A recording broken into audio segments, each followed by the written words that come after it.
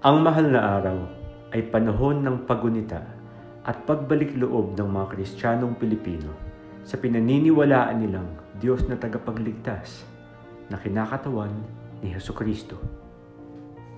Taon-taon ay ipinagdiriwang ito ng mga Pilipino upang palalimin ang kanilang pananampalataya at buhayin ang mahabang tradisyon ng mga Kristiyano gaya ng pag-aayuno at pamamanata.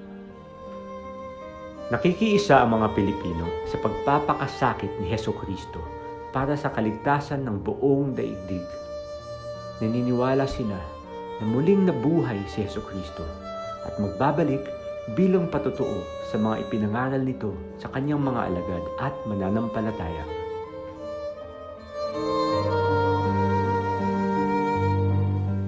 Mahal na araw ay nagsisimula pagsapit ng Miyerkules ng Abo, ang araw na kinukrusan ng abo sa noo ang mga deboto bilang tanda ng kanilang pagsisisi.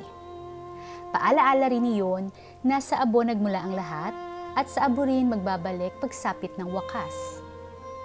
Miyerkules ng Abo ang naghudyat ng pagbubukas ng panahon ng pagsisisi, pag-aayuno at pangungumpisal na pawang paghahanda sa malagim na pasyon ni Jesucristo sa kamay ng kanyang mga taga-usig.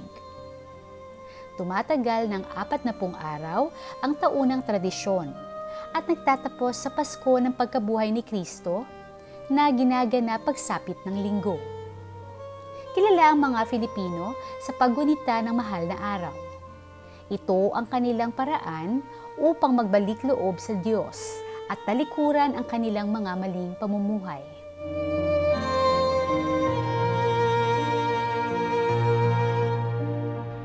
Ilan sa mga pwede nating isakripisyo ay ang pag-aayuno, di pagkain ng karne, pagbibigay ng limos at pagdarasal.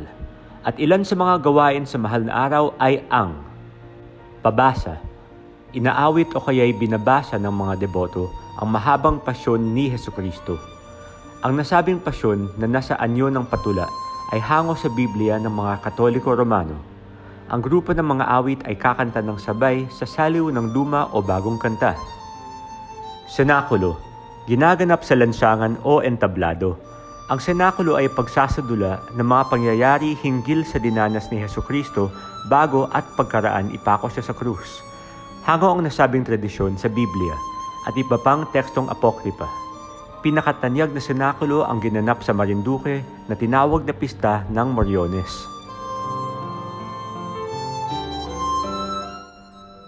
Paghahagupit ng latiko sa harap ng madla. Ito ang pagsasadula ng pagpapahirap at pagkamatay ni Kristo na pinako sa krus. Ginagawa ito ng mga Katolikong may panata, gaya ng masisilayan sa Pampanga at sa Rizal. Ang gayong panata ay paraan ng mga deboto upang magpasalamat para sa mga biyayang natamo nila sa may kapal. Kilala ang kutod sa pagkakaroon ng ganitong gawain.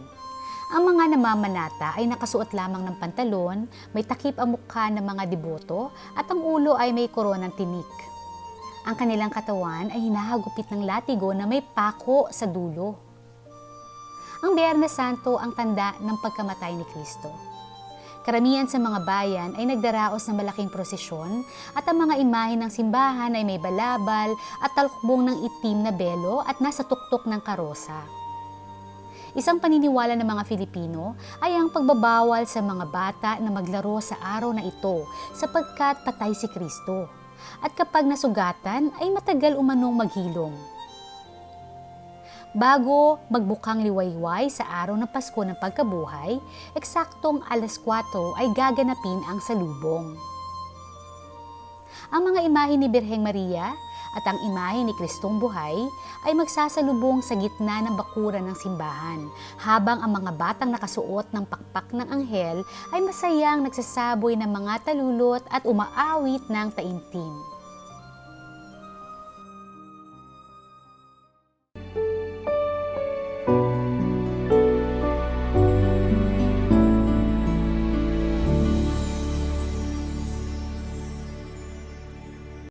Good evening, I am Lance Raimundo, and with me tonight is my Brandsasia Channel co-host, Avon Morales of the A-Listers, and together we bring Holy Week to your homes. Hello, Lance. Isang banal na Miyerkules Santo po sa ating lahat. Yes, you know, with the churches closed in response to the public health guidelines to curb the spread of the pandemic, the world's 2.4 billion Christians are observing Holy Week at the safety of their own homes. Holy Week remembers and celebrates the final week of Jesus' life on earth, beginning with Palm Sunday, which marks his entry into Jerusalem, then the celebration of his Last Supper and the institution of the Eucharist on Holy Thursday, his passion and death on Good Friday, and finally, his resurrection from the dead on Easter Sunday. Yes, you know, Avon and ladies and gentlemen who are watching, the past 2 years have been very challenging for us Christians because of the current situation that actually prevents us from worshiping in the church kung saan tayo sanay maggawa ng ating mga worship. But here at Brandsasia Channel, Avon and I are doing our very best to tell you all about Holy Week and teach you how to celebrate Holy Week in the safety of our own homes. Tama, Lance. It is indeed a huge challenge for Christians, no, to have our churches closed. Kaya nandito po kami ni Lance para ihatid po sa inyo ang Holy Week sa kanya-kanya naming mga bahay. Pero ano ba nga ba yung mga bagay na kailangan nating i-avoid ngayong Holy Week? Well, That's right. Yeah. You know, Avon, actually sa Holy Week, we have to make a lot of sacrifices, right? Dahil ano to banal na linggo, so we have to let go of some of the things that we are used to. What are these things? So I'm going to be giving you guys a checklist of things na bawal muna habang Holy Week. Number 1, we all have to be ready to say goodbye muna sa beef, sa chicken, sa pork, kasi panahon ng fasting ito. So we have to learn how to enjoy eating fish and vegetables for the Holy Week. Number 2, bawal ang beer. And number 3, hindi lang beer, lahat ng mga alcoholic beverages, bawal muna sa Holy Week. Also, bawal mag-inay. Kailangan banal. So we have to be serene and silent because that's how we commune with one another and also worship the Lord within the confines of our home. So, bawal rin muna po ang mag-videoke. Oh. And also, sa mga pamilya na gumagawa ng pabasa sa mga kabataan, bawal i-rap ang pabasa. We have to follow the guidelines. Yung mga lola natin, pakinggan natin how they do it, and we should also follow that, even if we are from a younger generation. And also, bawal muna mga kapitbahay at bawal gumalagala. And that most especially applies to the current situation kasi ngayon bawal talaga because we are on lockdown and we might as well stay home and be safe. How about you? Actually, kasi pag Holy Week, we usually reconnect with our families and relatives. However, sa panahon ngayon, bawal gumala, bawal muna yung get-together, bawal muna yung family reunion. Let's all be safe, okay? Alam natin na mamimiss natin yung mga ilang tradisyon na kinagisnan natin tulad ng Linggo ng Palaspas, yung pag-attend ng pagbasa ng pasyon, pati yung Station of the Cross at bumisita sa mga iba't ibang simbahan para sa bisita iglesia. Yeah, alam mo ba na may miss ko yung bisita iglesia? Because it actually reminds me of my ex-girlfriend. Yung family ng ex ko talagang naging habit nila ang magbisita iglesia. And I would always join them in doing that. Another thing that I remember is yung, how do you call it, penitensya? Oh. Yeah, the first time I ever experienced penitensya, nasa Manila Zoo ako noon, dinala ako ng family ko sa Manila Zoo. And I saw to the side a man who was actually whipping himself. And I was actually scared. But now as an adult, na alam ko na yung significance nun, it's such a noble and holy thing to do kasi we are actually reenacting the sufferings of Christ. And also, yung alay lakad. I was always wondering what that was all about, but I was fortunate enough to be a part of it noong 2019. Kasi may ginawa kaming pelikula ni Elwood Perez. May isang eksena that I actually had to be part of a real alay lakad. So dahil dun sa pelikulang yun, I actually experienced how it is. And it's a very serene and solemn experience as well. So it's a very good practice for Filipinos talaga. And of course, we have salubong and what we call the cenaculo.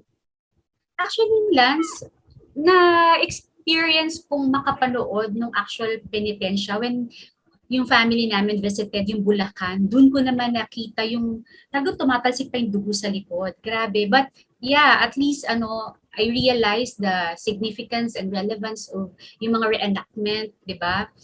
And yun, and you just mentioned about you being part of yung parang alay lakad. How often do you do that, I was. Lance? Actually, most Filipinos, pag nag-aalay lakad sila, pupunta sila sa Antipolo na nakapaa. But of course, I was wearing my shoes. Pero talagang nakaka-inspire makita yung mga faithful people, yung mga devoto na talagang ginagawa nila ito from the bottom of their hearts, and also because it nourishes their soul. So, I was actually just an actor, nandun ako bilang artista. Pero nung nakita ko sila, I felt the sincerity, and at that moment, I was one with them. So I was able to commune with all the devotees na nag-aalay lakad. So it's a very memorable experience kasi alam natin ngayon, hindi muna tayo makakagawa ng ganun, di ba? So I'm really thankful na I was given the opportunity to at least, at this moment of my life, try it, at least once. Oh, senakulo. Uy, alam mo, Lance, di ba nabanggit mo sa akin one time na parang naging part ka ng isang acting about yung senakulo? Yes, that's right. Noong 2014, it was my very first time to actually get an offer. Nagulat ako because, you look at me, di ka naman kamukha si Cristo, right? But then si Direk Lou Veloso, I don't know for whatever reason, nilapitan niya ako sa CCP. I was actually there to audition for the Cinemalaya Film Festival. Pero inofferan niya ako kung gusto kong gumanap as Jesu Cristo for the Cenaculo.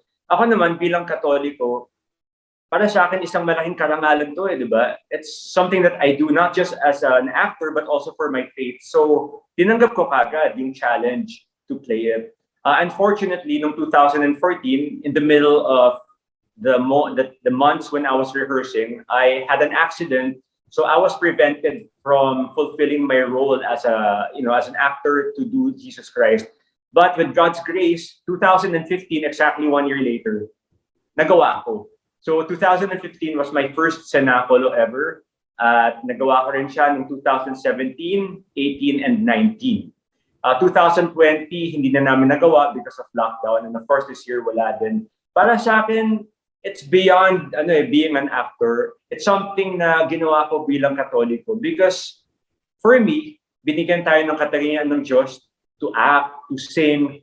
So it's such a blessing that I could use my talents as a singer and as an actor to tell His story to all the audience. So it's always been a very spiritually fulfilling experience, not just for me, but for the whole cast at para kay Direk din. And I'm really thankful to have had a chance to do it. And sana maulit-ulit one of these days pag wala ng pandemic. Alam mo ba, Lance, even my mom and my friends know about your accident before. And even ako, grabe, I was so inspired with how you handled it, with how you survived it. Wala kang sinisi, wala kang hatred, wala kang, alam mo yun, even the person who accidentally did that to you, sinisisi niya yung sarili niya, it was you who assured them not to blame himself. I was really inspired. And I know a lot of people were also inspired by that story. And I'm so excited to watch the episode where you're going to share the whole story. And that episode is entitled, Si Jesus, a Maundy Thursday Holy Week Special. All right? So guys, let's witness that story tomorrow. That's tomorrow. And that's going to be hosted by Lance Raimundo. And it's about his story of faith and strength. Okay? All right. As Avon said, that's going to be happening tomorrow. And it's a special Holy presentation by the Brandsasia Channel. And it's been such an honor and privilege to be a part of it. So I'm really inviting you all to watch it and draw some inspiration from the episode, because this episode was made by Brandsasia team, with love. Ngayon, may papakita ko sa inyong mga hugot lines where we can learn and where we can be inspired, especially this time of pandemic. O, ready na ba kayo? I'm ready. All right, let's get started.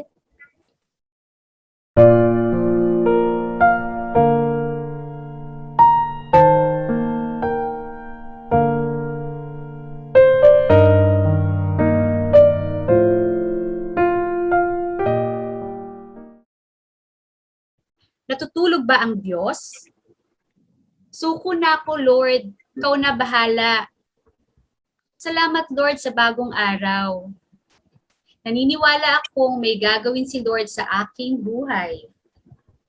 Marami ka man hiniling kay God na hindi niya nabigay, mas marami naman siyang binigay na hindi mo hiniling. Kapag si Lord ang nag-direct ng love story mo, siguradong mapapa-thank you ka na lang.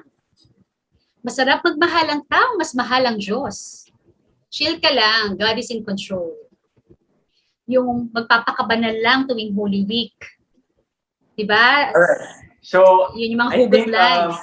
tayo we're supposed to give our opinion on every hugot line. So, unahin natin yung pinakaunang sinabi mo na natutulog ba ang Diyos? So, what can you say about that? Mauna ka, girls first. God is always there for us. Hindi siya natutulog. Okay? In most cases, He just let us to experience it. He just let us to make our own solutions to our problems because He wants us to be strong. He wants us to realize things on our own. For me, hindi siya natutulog. Yeah, ako naman, whenever I'm alone and I meditate and ponder about just how much God loves the world, minsan napapaisip ka na talaga He really loves us because sleep is one thing that tayo mga tao, we experience and enjoy every day of our life. But this is the one luxury that God completely gave up for all eternity when He decided to make this world. Because when He decided to make this world and be responsible for all of humanity, hindi siya pwedeng matulog talaga. So ever since the world was created, nipikit ng mata, hindi ginawa ng Diyos for the sake of all of us. So that is just how much God loves us. Yes, and I really believe that God is omnipotent and God is omniscient.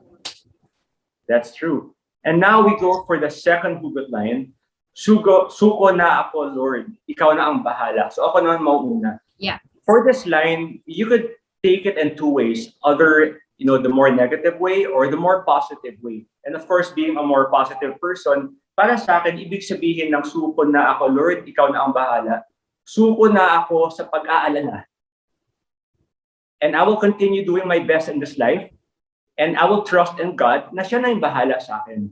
So it doesn't mean when I say suko na ako, I'll stop and just give up. Suko na ako sa pag-iisip at pag-aalala, and I'll just do what I can do that's humanly possible. And I know for a fact that my faith will take over and God will make all things possible in His time. Ako naman, ang ko sa hugot line na yan, there are cases na, ako ginagawa ko yung part ko, but I always entrust my life to God. Alam mo yun? So, of course, with my persistence and actions, with God's guidance, yun for me, yun na ibig sabihin ng hugot lines na yan. And hugot line number 3. Salamat Lord sa bagong araw. So what do you think? Talagang, alam mo yun, every time I open my eyes, that hugot line is not, it's a hugot. It's actually a mantra for me. Every morning when I wake up, I always thank God for another day. Yeah. Tama ka dyan. You know what? For me, every day is a miracle and a gift that we should never take for granted. Like ako nga, di ba? I'm young, I'm strong, I work out. Pero last 2014, malay ko ba, kumatik nang mag-end lahat, di ba? Sa isang iglap. That's why every day is an opportunity to love one another, to be generous, and to do God's work. So, yun, let's not take each day for granted because lahat ng araw ay talagang isang malaking milagro sa buhay natin. And now we move on to the fourth hugot line. Naniniwala akong may gagawin si Lord sa aking blank.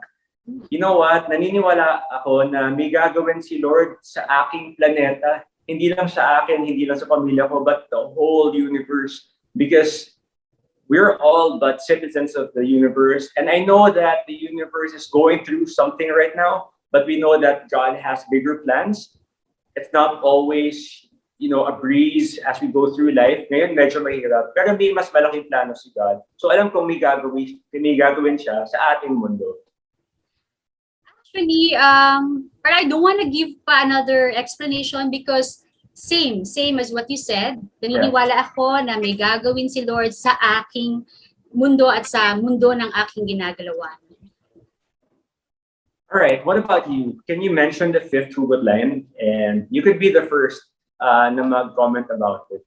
Yung So, fifth hugot yeah, line. okay. The fifth, marami ka man hiniling kay God na hindi niya nabigay. Mas marami naman siyang binigay na hindi mo hinihiling. Totoo yan. And then, God always surprises me.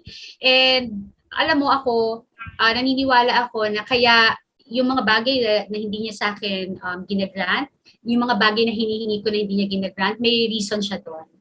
Ano, always ang nasa isip ko, he just wants me to be stronger, he just wants me to be wiser, he just wants me to seek for him all the time. So, but I never thought of blaming him for not getting what I prayed for. It's because I believe na meron siyang plano sa akin. And I'm always thankful for the surprises. Ang dami talagang surprises. Yung mga hindi ko talaga ina-expect. Alam mo, greater pa sa mga hinihingi ko. Alam niyo, yung mga hinihingi ko, I realize, binibigay niya in some other forms, in some other ways. Yeah. Ako naman si God, feeling ko He's really an all-knowing Father to all of us. Na minsan mas kilala pa niya tayo kaysa sa pagkakakilala natin sa sarili natin. So God doesn't only give us what we want, but He also gives us what we need. Like for example, ako, nanggugulat siya eh. Like when I had my accident, sinabi ko kay God, ibalik mo lang sa akin ang buhay ko. And I wasn't even asking for Him to bring back my face or bring back my vision. Hindi ko hiningi yun, pero ginulat pa niya ako, yung hindi ko hinihingi, binigay pa niya sa akin. And maybe because He knows that I could use it to continue my mission, because my being in show business or my being a host, like right now, imagine, hindi ako nakakapagsinakol, but right now, at the time of Holy Week, nagagawa ko pa rin na mag-share ng good news. At kasama ka pa dito ngayon. So there, God gives us not only what we want, but also what we need. Now we move on to the sixth hugot line. Ito medyo romantic because Natatawa nga ako dyan. diba? Marami, kapag si Lord ang nag-direct ng love story mo, sigurado mapapa-thank you ka na lang. At ako naman, naniniwala ako, I go with the flow of life because, I'm a child of God and I just go where He takes me. So even yung pagkakasingle ko ngayon, alam ko, kasama ito sa plano ni God para sa pag-cultivate ng pagkatao ko, diba? So I'm very thankful for the past relationships I had. I only had 3 girlfriends. They ended with tears. They ended also with some disappointments. Pero it made me the kinder and more understanding man I am now. And if He wants me to be single now, maybe it's because it's not my time to have a relationship. So thank you. Siguro, I'll just add to what you said. Kaya ako natatawa. Same ng sinabi mo, but I'll just add lang.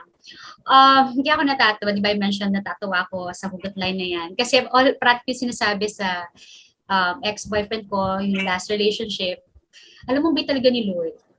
Kasi talaga buti nag-break tayo. No?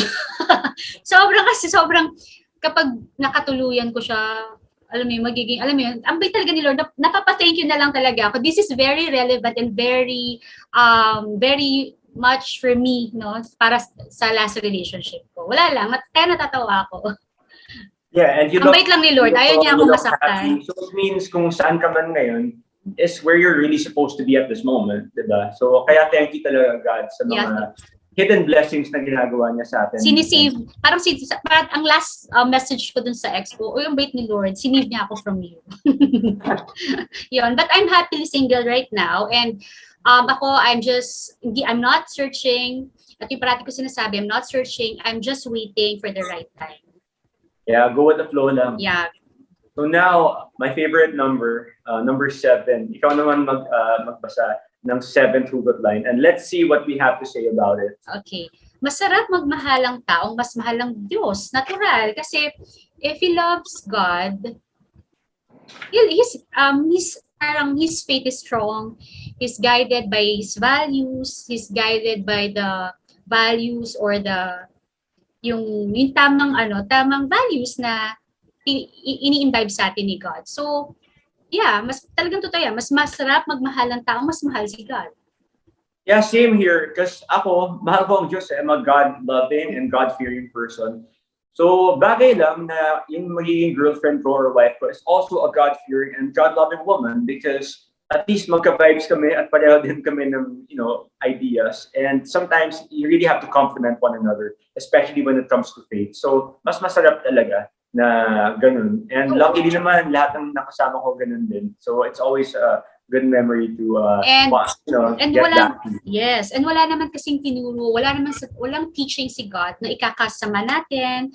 It's always for the best of for the better. So if he believes in God, if he loves God, or if he loves God, that means he believes in God. He believes in God's teaching. So guided siya. So therefore, magiging guided din yung magiging relationship na. So yun, isa yun sa mga hinahanap ko sa next. So if my future girl is watching, hinahanap ko yung partner na babae. Alright.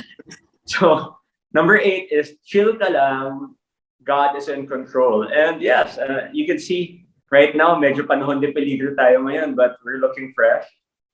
Yeah. Because we're allowing tension to overcome us. Of course, it doesn't mean if you're chill, pabaya ka. Chill is an attitude. So it doesn't mean that chill ka, you don't care. We care, we worry, but then we also do not allow it to overcome the rest of our personality. Kasi naniniwala tayo that God, hindi tayo pababayaan, right? So I really believe in this line. How about you? Yeah, I so much believe in that line. Tignan nyo tayo ngayon at amid the pandemic, we're being moved to new ways of being. We're more innovative in handling things. Parang meron lang siyang gustong ituro sa atin. He's in control kasi parati niyang gusto maging wiser tayo kasi creations niya tayo. So gusto niya maging wiser tayo in our choices, gusto niya maging creative and innovative tayo. And parang gusto niya parang hasain tayo with yung choices, 'di ba? Kung nagkamali man yung in the past, Adam and Eve, now it's parang it's his way of testing us, and this is the best test for us, diba? Tingin mo ngayon, we're very much creative, we know how to maneuver the uncertainties of the pandemic, diba?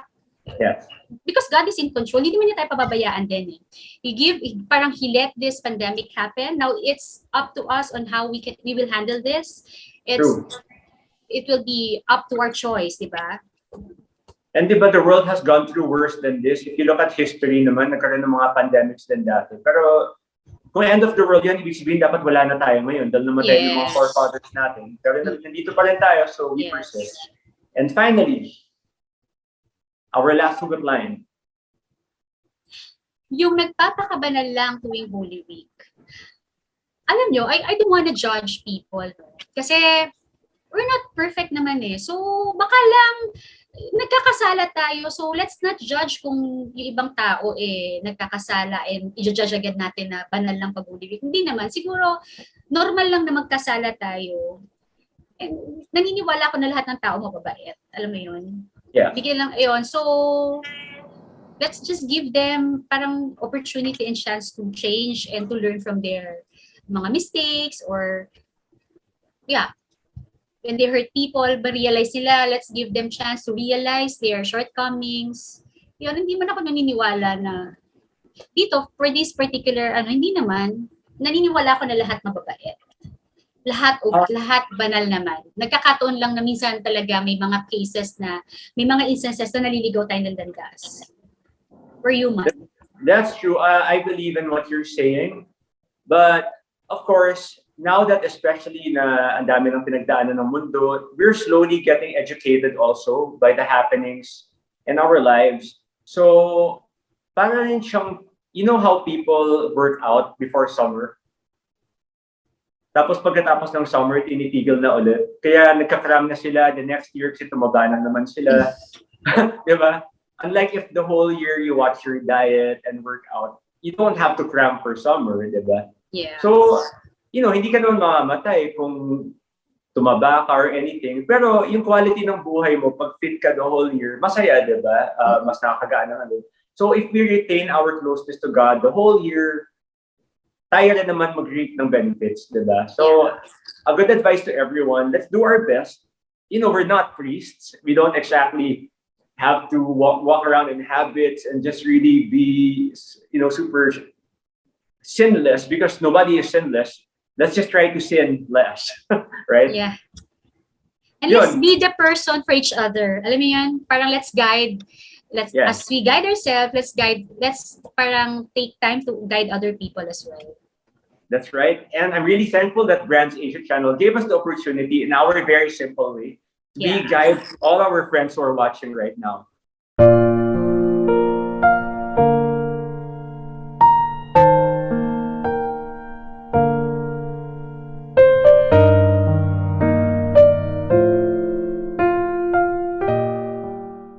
So now, friends of Brandsasia Channel, we are stuck in our homes. But that doesn't stop the faithful in observing the solemnity of Holy Week. So what can we do at home para magampanan pa rin natin yung mga traditions ng mga Pinoy that we love all throughout the generations? For example, Station of the Cross. Magagawa pa rin natin ito sa bahay. We have the internet. Ladies and gentlemen, kaya natin i-download yung mga images ng Stations of the Cross and we could print them and put them in various places of our house. Hindi naman kailangan malaki yung bahay. Kahit na nasa unit ka ng condo mo, you could put the pictures in your bedroom, you could put one in the kitchen, and you could invite your family to pray with you and perform the Station of the Cross at the safety of your own homes. How about you, Avon? May mga ibang mga ideas ka pa ba na pwedeng ma-share sa viewers natin sa Brandsasia Channel on how to observe Holy Week at home? Alam mo, I'm sure all of us have Bible at home, no? Pwede naman tayo magbasa ng Bible at home. And we can even actually witness mga inspirational stories and listen to inspirational music sa YouTube, di ba? And alam mo yung may mass na sa TV. Yun, di ba? Kung namimiss natin to go to mass, now that it's pandemic, it's bawal pa, we can, be creative, no? We can actually do it at home. Maski sa TV, meron na. Di ba? Meron ng misa sa TV. We actually hear mass sa TV. Yeah, tsaka And yung mga YouTube. iba pang mga ginagawa like washing of the feet. At yung mga tatay dyan, pwedeng i-wash yung mga paa ng mga anak nila or yung asawa nila or yung mga loved ones nila, right? And also, it's our time to beautify our home altars. At yung mga plants sa labas, like last Palm Sunday, I've heard from the priest na kung wala kang palaspas pala, kahit na yung house plant, ito yung ginawa namin sa bahay. Kumuha lang kami ng dahon. Ito na yung nilapit namin sa computer when the priest was blessing the palms online. Because, the love of God goes beyond just the walls of the church. It also goes through the internet lines and everywhere. So kahit na nasa bahay tayo, we could create our own church, right? Yes. Agree on that. So it's very wonderful sharing ideas with you and hearing your ideas about, Catholicism and faith and Christianity. And I'm also very fortunate na nakapag-share din ako para sa inyong lahat. So everybody watching, it's been a great pleasure for me and Avon to share all this with you. And now I'd like to invite everybody to join us in prayer as we make a special prayer for the Holy Week in the midst of the pandemic. So brothers and sisters in Christ, let us now bow our heads and join as we recite our prayer for the Holy Week. We gather this evening in prayer. Our gathering is virtual. Each of you in your homes, as Jeru and Avon and myself also are in our respective homes. We gather virtually because of the crisis we are experiencing, the coronavirus.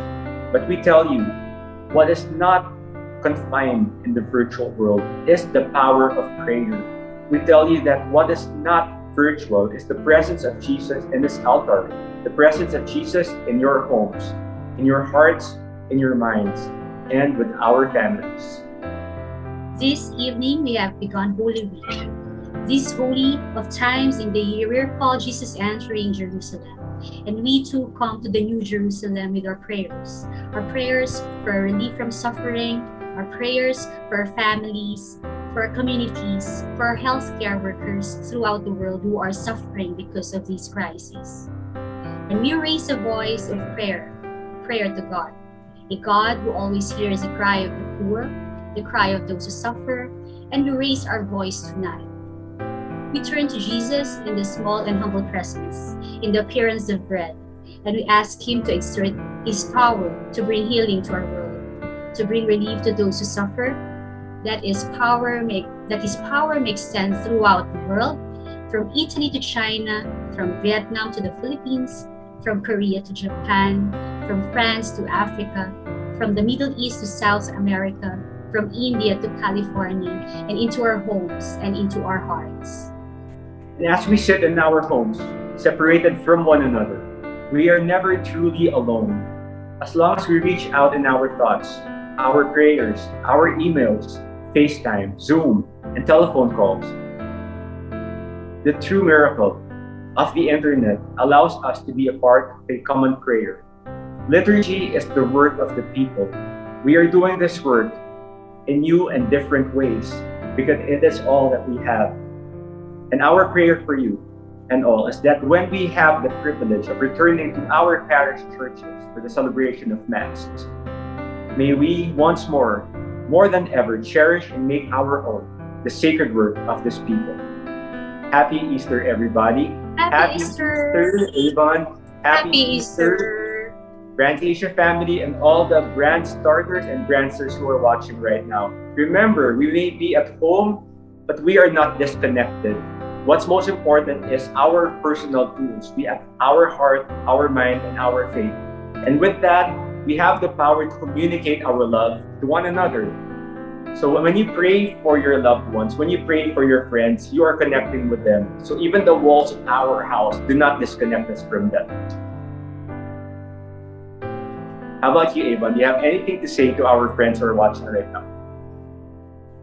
Okay, so now that it's pandemic, the more that we have to call on to God, our Creator, and